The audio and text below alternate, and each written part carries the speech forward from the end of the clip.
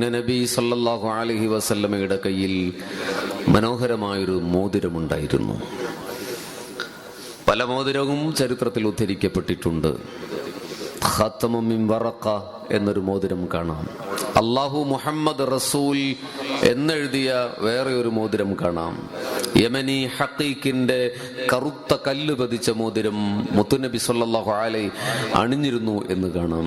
ഇതല്ലാത്ത മറ്റൊരു മോതിരത്തെ കുറിച്ചാണ് ഞാൻ പറയുന്നത്.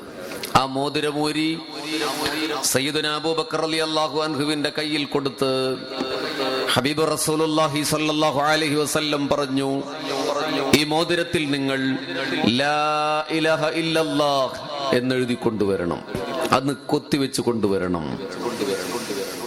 അബൂബക്കർ തങ്ങൾ ആ മോതിരം കടയിൽ കൊടുത്തു. അതിൽ കൊത്തിവെച്ചു. 2 ദിവസം കഴിഞ്ഞ് പുണ്യനബി സല്ലല്ലാഹു അലൈഹി വസല്ലമയുടെ കയ്യിൽ കൊടുക്കുകയാണ്. ഹിമഗണങ്ങൾ വീണുണരുന്ന പ്രസന്ന പ്രഭാതങ്ങളിൽ ഇതൾ വിടർത്തുന്ന റൈഹാൻ പൂവിതൽ പോലെ മനോഹരമായ പുണ്യനബിയുടെ മുഖകമലം. പക്ഷെ ആ മോതിരത്തിലേക്ക് ഒരു തവണ നോക്കിയപ്പോൾ അഷ്റഫുൽ ഖൽഖി റസൂലുള്ളാഹി സ്വല്ലല്ലാഹു അലൈഹി വസല്ലമയുടെ മുഖത്ത് ദേഷ്യത്തിന്റെ ശോണിമ പൂക്കുകയാണ്. വല്ലാത്ത ഗൗരവം പുണ്യനബിയുടെ മുഖത്ത് നിറയുകയാ. വല്ലാത്ത ദേഷ്യത്തോടെ ഹബീബ് ചോദിക്കുന്നുണ്ട്, സിദ്ദീഖേ, ഞാൻ ഈ മോതിരത്തിൽ എഴുതാൻ പറഞ്ഞത് ലാ ഇലാഹ ഇല്ലല്ലാഹ് എന്ന വചനമല്ലേ സിദ്ദീഖേ? നിങ്ങൾ എന്തിനാണ് അതിന്റെ താഴെ മുഹമ്മദുർ റസൂലുള്ളാഹ് എന്നെഴുതിയത്? എന്തിനാ? അങ്ങനെയായിരുന്നു അബൂബക്കർ തങ്ങൾ റളിയല്ലാഹു അൻഹു അതിൽ എഴുതിയത്. നിങ്ങൾ എന്തിനാ മുഹമ്മദുർ റസൂലുള്ളാഹ് എന്നെഴുതിയത്? അത് ഞാൻ എഴുതാൻ പറഞ്ഞതല്ലല്ലോ അബൂബക്കറെ. പുണ്യനബിയുടെ ദേശത്തിന്റെ മുന്നിൽ അബൂബക്കർ തങ്ങൾ മറുപടി പറയുകയാണ്, യാ റസൂലല്ലാഹ്, ചൊല്ലോ അർശിന്റെ മുകളിൽ എഴുതിയ നാമമാ മുഹമ്മദ് മുസ്തഫ. കുർസിന്റെ മുകളിൽ എഴുതിയ നാമമാ മുഹമ്മദ് മുസ്തഫ. ലൗഹിന്റെ മുകളിൽ എഴുതിയ നാമമാ മുഹമ്മദ് മുസ്തഫ. ബൈത്തുൽ മഅമൂറിന്റെ മുകളിൽ എഴുതിയ നാമമാ മുഹമ്മദ് മുസ്തഫ. സ്വർഗത്തിന്റെ 7 കവാടങ്ങളുടെ മുകളിലും എഴുതിയ നാമമാ മുഹമ്മദ് മുസ്തഫ. മുത്തുനബിയേ, പിന്നെ ഞാൻ എങ്ങനെ എഴുതാതിരിക്കും? അള്ളാഹുവിന്റെ നാമധേയത്തിന്റെ താഴെ അങ്ങയുടെ പേരെഴുതാൻ അങ്ങയുടെ സമ്മതം വേണ്ട നബിയേ. ഞാൻ എഴുതിയതാണ് ഹബീബേ. അബൂബക്കർ തങ്ങൾ അങ്ങനെ പറഞ്ഞപ്പോൾ പുണ്യനബി വീണ്ടും പറയുകയാണ്, അബൂബക്കറെ, 3ാമത്തൊരു പേര് കാണുന്നല്ലോ കൂട്ടുകാരാ. ആരെഴുതാൻ പറഞ്ഞിട്ടാ 3ാമത്തെ പേര്? അബൂബക്കർ തങ്ങൾ പറഞ്ഞു, ഇല്ല ഹബീബേ, ഞാൻ എഴുതില്ല നബിയേ. ഈ 2 പേരല്ലാതെ ലാ ഇലാഹ ഇല്ലല്ലാഹയുടെ താഴെ മുഹമ്മദുർ റസൂലുള്ളാഹ് എന്ന പേരല്ലാതെ 3ാമത്തെ ഒരു പേര് ഞാൻ എഴുതിയില്ല ഹബീബേ.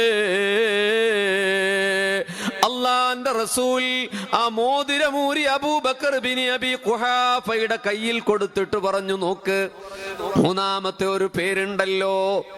അബൂബക്കർ തങ്ങൾ ആ മോതിരത്തിലേക്ക് നോക്കവേ അതാ കാണുന്നു, അവിടെ 3ാമത്തെ ഒരു പേര് അബൂബക്കറിന് സിദ്ദീഖ്. യാ അല്ലാഹ്, 3ാമത് അങ്ങനെ ഒരു പേര് അതിൽ എഴുതപ്പെട്ടിരിക്കുക. അബൂബക്കർ തങ്ങൾ ഞെട്ടി. അവിടെന്ന് പറയുന്നു, ഹബീബേ, ഞാൻ എഴുതിയിട്ടില്ല ഹബീബേ, ഞാൻ എഴുതാൻ പറഞ്ഞിട്ടില്ല ഹബീബേ, ഞാൻ അങ്ങനെ ചെയ്യുമോ ഹബീബേ? മനുഷ്യ മഹാത്മത്തിന്റെ സകലമാന സവിശേഷതകളും ഒരുമിച്ചു കൂടിയ സായൂജ്യ സാരഥ്യമേ, അറേബ്യയിലെ ഒരേഴച്ചെറുക്കനായ ഞാൻ അള്ളാന്റെ പേരിന്റെ താഴെ, മുസ്തഫാന്റെ പേരിന്റെ താഴെ എന്റെ പേരെങ്ങനെ എഴുതാൻ റസൂലേ ഞാൻ എഴുതിയിട്ടില്ല നബിയെ. പൊട്ടിക്കരയുകയാണ് അബൂബക്കർ സിദ്ദീഖ്. ശരീരം തളർന്നു പോവുകയാണ്. എന്തു മറുപടി പറയാനാ? പേരവിടെ തിളങ്ങുന്നുണ്ട്. അബൂബക്കർ തങ്ങൾ കരച്ചിലോട് കരച്ചിലാണ്. റസൂലുള്ളാന്റെ മുമ്പിൽ നിന്ന് കരയുമ്പോ സപ്താകാശ ലോകത്ത് നിന്ന് സാന്ത്വനത്തിന്റെ ചിറകടിയുമായി ഇറങ്ങി വരികയാ ഹളറത്ത് ജിബ്രീൽ അലൈഹിസ്സലാം. ഇറങ്ങി വന്നുകൊണ്ട് പറയുന്നു, ഹബീബേ അങ്ങയുടെ കൂട്ടുകാരൻ പാവമാ റസൂലേ, അങ്ങയുടെ കൂട്ടുകാരനും നിരപരാധിയാണ് ഹബീബേ. അബൂബക്കർ എഴുതിയിട്ടില്ല നബിയേ, ദേഷ്യപ്പെടണ്ട റസൂലേ. പിന്നെ എങ്ങനെയാണ് അതിലാ പേര് വന്നതെന്നറിയോ? കടയിൽ നിന്ന് അബൂബക്കർ തങ്ങള് ആ മോതിരം ഇങ്ങനെ ചുണ്ടോട് ചേർത്ത് ചുംബിച്ച് ചുംബിച്ച് കടന്നു വരുമ്പോ അല്ല എന്നെ വിളിച്ചു നബിയേ. ആകാശലോകത്തെ മാലാകമാരുടെ സമ്മേളനം കൂടി നബിയേ. അല്ല മലക്കുകളോട് അഭിമാനത്തോടെ പറയുകയാണ്, എന്റെ പേരിന്റെ താഴെ എന്റെ ഹബീബിന്റെ പേരെഴുതാൻ സ്നേഹം കാണിച്ച ആളാ അബൂബക്കർ. അതുകൊണ്ട് മലക്കുകളെ നിങ്ങൾ സ്നേഹിക്കണേ അബൂബക്കറിനെ.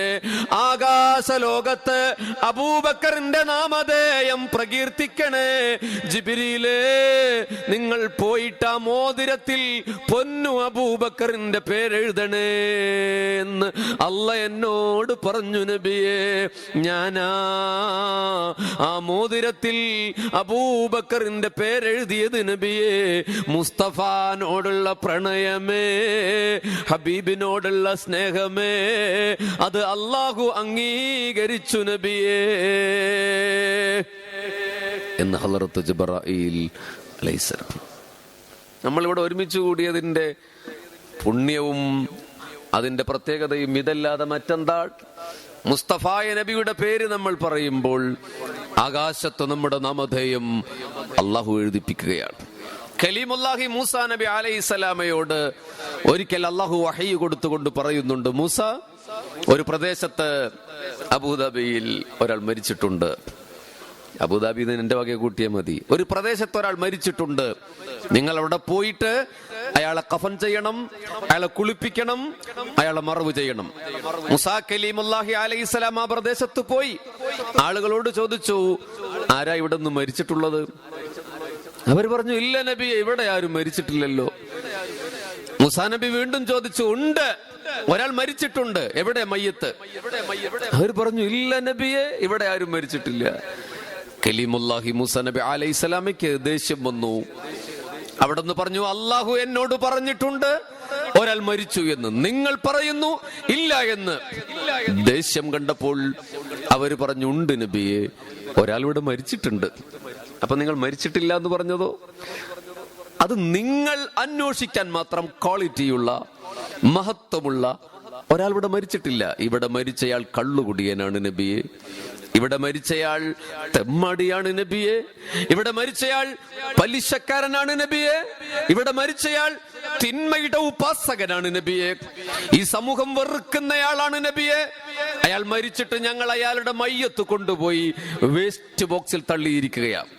തെരുവു പട്ടികൾ കടിച്ചു വലിക്കട്ടെ നബിയെ, അയാളെ നിന്ദ്യമായി ലോകത്ത് നിന്ന് പോട്ടെ നബിയെ. നിങ്ങൾ എന്തിനാ അദ്ദേഹത്തെ അന്വേഷിക്കുന്നത്? അങ്ങനെയാണല്ലോ നമ്മുടെ നാട്ടിലൊക്കെ. നല്ല പണക്കാർ മരിച്ചാൽ പള്ളി കമ്മിറ്റിക്കാരും നേതാക്കന്മാരും ഒക്കെ മുമ്പിലുണ്ടായിരിക്കും. ഒരു പാവപ്പെട്ടവൻ മരിച്ചാൽ അത് അറിയത്തു പോലും ഇല്ല, അല്ലേ? ആ ഒരു കോൺസെപ്റ്റ് തന്നെയാണ് അവരുണ്ടാക്കിയെടുത്തത്. മൂസാ അലൈഹിസ്സലാം ആ മയ്യത്ത് കാണിച്ചു തരാൻ പറഞ്ഞു. അത് തെരുവിൽ കിടക്കുകയാണ്. കഴുകന്മാർ കൊത്തിവലിക്കാൻ പോവുകയാണ്. തെരുവ് പട്ടികൾ വന്ന് കടിച്ചു വലിക്കാൻ ശ്രമിക്കുകയാണ്. കലീമുല്ലാഹി മൂസ നബി അലൈഹിസ്സലാം ആ മയ്യത്തെടുത്ത് കുളിപ്പിച്ചു, അതിനെ കഫം ചെയ്തു, എന്നിട്ട് മറവ് ചെയ്യുകയാണ്. മറവ് ചെയ്ത് മടങ്ങവേ മൂസാ നബി അലൈഹിസ്സലാമയുടെ മനസ്സിൽ സംശയമായി. മഹാത്തമ്മാടിയായ ഒരാളെ എന്തിനാ അല്ലാഹുവേ എന്നെ കൊണ്ട് കുളിപ്പിച്ച്? ഞാൻ ഉലുൽ അസ്മിൽപ്പെട്ട പ്രവാചകനല്ലയോ? ഞാൻ കലീമുള്ള എന്ന സ്ഥാനപ്പേര് ലഭിച്ച പ്രവാചകനല്ലയോ? പിന്നെ എന്തിനാണ് അല്ലാഹുവേ എന്നെ കൊണ്ട് മറവ് ചെയ്യിപ്പിച്ചത്? അല്ലാഹു മറുപടി കൊടുക്കുകയാണ്. നസല ജിബ്രായീൽ അലൈഹിസ്സലാം ഇറങ്ങി വന്നുകൊണ്ട് പറയുന്നു, നബിയേ, അയാള് സ്വർഗത്തിന്റെ ആളല്ല ഹബീബേ, നരകത്തിൽ പോകുന്നയാളാ നബിയേ. പിന്നെ എന്തിനാണ് നിങ്ങളെ കൊണ്ട് കുളിപ്പിച്ചതെന്നറിയുമോ? എന്റെ അബൂദബിയിൽ ഇവിടെ തടിച്ചുകൂടിയ എന്റെ പ്രിയ സഹോദരങ്ങളെ, യുണൈറ്റഡ് അറബ് എമിറേറ്റ്സിൽ ഇതുപോലെ മലയാളി ഒരുമിച്ച് കൂടിയ ഒരു മൗലീദിന്റെ സദസ്, അത് സുന്നി സെന്ററിന്റെ ഈ സദസ്സല്ലാതെ മറ്റൊരു സദസ്സില്ല. ഇവിടെ ഒരുമിച്ച് കൂടിയവര് അള്ളാഹുവിന്റെ പ്രവാചകനോട് ജിബ്രീൽ അലൈഹിസ്സലാം പറയുകയാണ്, സ്വർഗത്തിൽ പോകില്ല നബിയേ, പക്ഷേ നരകത്തിന്റെ ആളായിട്ട് പോലും നിങ്ങളെ കൊണ്ട് കുളിപ്പിച്ചതെന്തിനാന്നറിയുമോ നബിയേ? അയാൾ തോറ എന്ന വേദഗ്രന്ഥം വായിക്കാറുണ്ട് ഹബീബേ. തൗറാത്ത് എന്ന വേദഗ്രന്ഥം അയാൾ വായിക്കാറുണ്ട്. അതിൽ അദ്ദേഹം വായിക്കുമ്പോൾ ഒരു പേര് കാണും. പ്രവാചക ശൃംഖലയുടെ അവസാനം കുറിച്ചുകൊണ്ട് ഒരു പ്രവാചകൻ വരാനിരിപ്പുണ്ട്, ഹബീബുല്ലാഹി മുഹമ്മദ് മുസ്തഫ സല്ലല്ലാഹു അലൈഹി വസല്ലം. ആ പ്രവാചകന്റെ പേര് തൗറ എന്ന വേദഗ്രന്ഥത്തിൽ കാണുമ്പോഴൊക്കെ ഖബ്ബലഹു, അതിനെ ചുംബിക്കാറുണ്ടയാൾ. വസല്ലമ അലൈഹി, ആ പ്രവാചകന്റെ പേരിൽ സ്വലാത്ത്